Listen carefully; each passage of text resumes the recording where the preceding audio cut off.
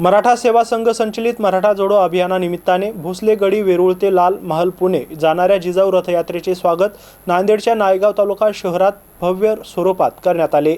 या प्रसंगी खासदार रवींद्र चव्हाण तसेच माजी शिक्षण सभापती शिवराज होटाळकर यांची उपस्थिती होती।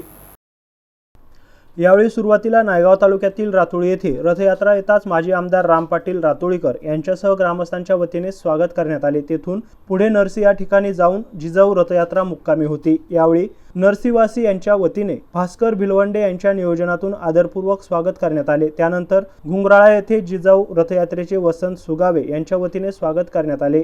Gangadhar Gangasagare, MC news, Naigaon, Nanded. ही यात्रा जिजाऊ जन्मोत्सवाच्या निमित्तानं काढण्यात आली। त्यामध्ये समानता आणि सर्व 18 बलतर समाजाला घेऊन चालण्याचा उद्देश त्यामागचा त्यांचा त्या ठिकाणी मोठ्या प्रमाणात आहे। आणि जिजाऊ उत्सवापर्यंत जिजाऊ जन्माच्या ठिकाणी फार मोठ्या प्रमाणात विकासाचे कामं त्यांनी करणं त्या ठिकाणी ठरवले।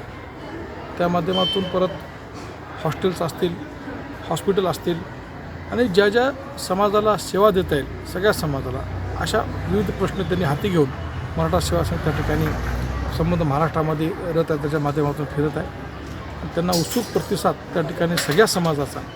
कोल्हापूरला तर त्यांनी आता सांगितले की 2000 मुस्लिम समाज ह्या रथयात्रेला स्वागत करण्यासाठी होतं आणि सर्व समाजातले लोक आज या यात्रेचं त्या ठिकाणी स्वागत करतात। कारण छत्रपती शिवाजी महाराजांनी 18 बलतर समाजाला घेऊन स्वराज्य स्थापन केला होता आणि ते प्रेरणा जिजाऊ माताने त्यांना दिली होती।